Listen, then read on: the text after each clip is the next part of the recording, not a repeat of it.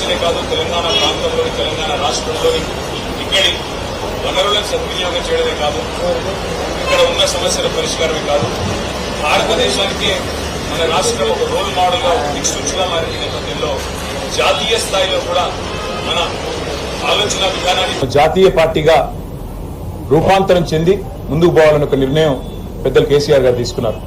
దానికి అనుగుణంగా మహారాష్ట్రలో ఇంకా ఇతర రాష్ట్రాల్లో కూడా కొంత కార్యాచరణ కూడా ప్రారంభించినాం. బ్రహ్మాండమైన స్పందన కూడా వచ్చింది.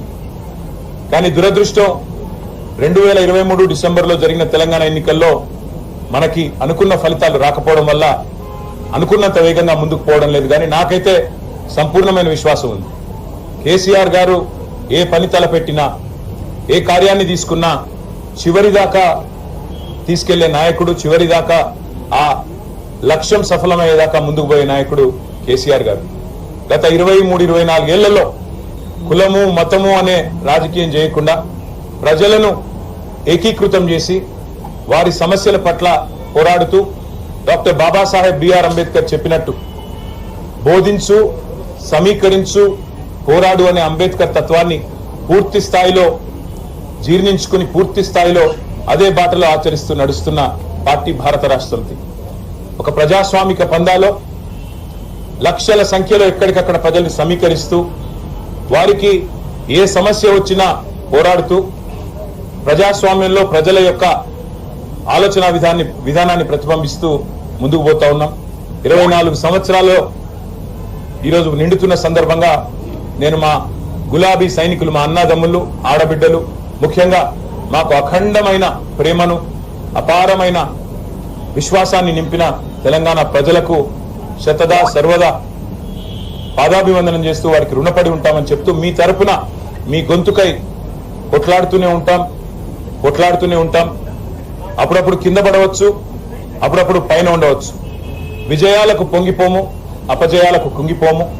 ఎవరు ఎన్ని మాటలు చెప్పినా, ఎవరు ఎన్ని రకాలుగా మరి ఇవాళ మమ్మల్ని కించపరిచే ప్రయత్నం చేసినా ఒకటి వాస్తవం, తెలంగాణ కంటూ ఒక గొంతు ఉండడం అనేది తప్పకుండా అవసరం.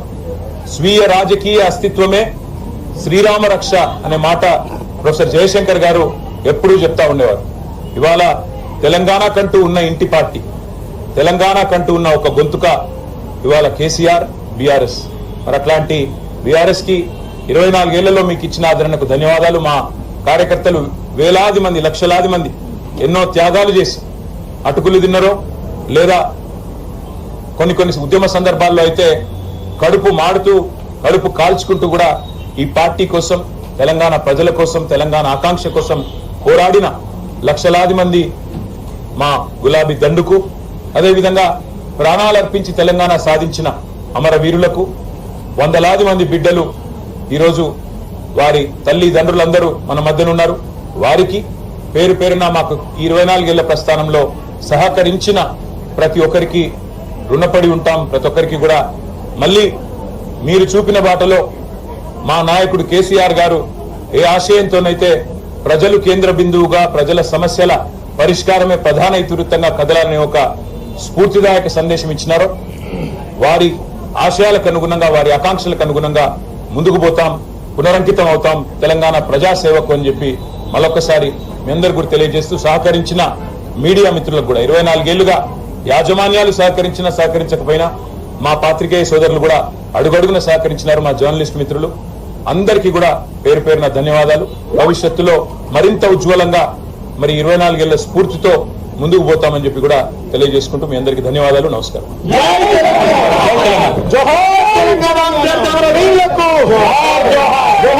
స్ఫూర్తిదాయక సందేశం ఇచ్చినారో వారి ఆశయాలకు అనుగుణంగా, వారి ఆకాంక్షలకు అనుగుణంగా ముందుకు పోతాం, పునరంకితం అవుతాం తెలంగాణ ప్రజాసేవకు అని చెప్పి మరొకసారి మీ అందరు కూడా తెలియజేస్తూ, సహకరించిన మీడియా మిత్రులకు కూడా 24 ఏళ్లుగా యాజమాన్యాలు సహకరించకపోయినా మా పాత్రికేయ సోదరులు కూడా అడుగడుగున సహకరించినారు. మా జర్నలిస్ట్ మిత్రులు అందరికీ కూడా పేరు పేరున ధన్యవాదాలు.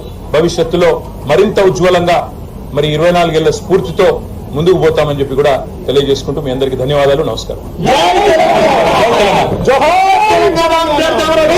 తెలంగాణ సాధించిన దీశాలి కేసీఆర్ గారు ఆనాడు చిమ్మటి చీకట్లో చిన్న కాంతిరేఖలాగా తన ప్రస్థానాన్ని 2001 ఏప్రిల్ 27 జలదృశ్యంలో ప్రారంభించిన విషయం అందరికీ కూడా తెలుసు.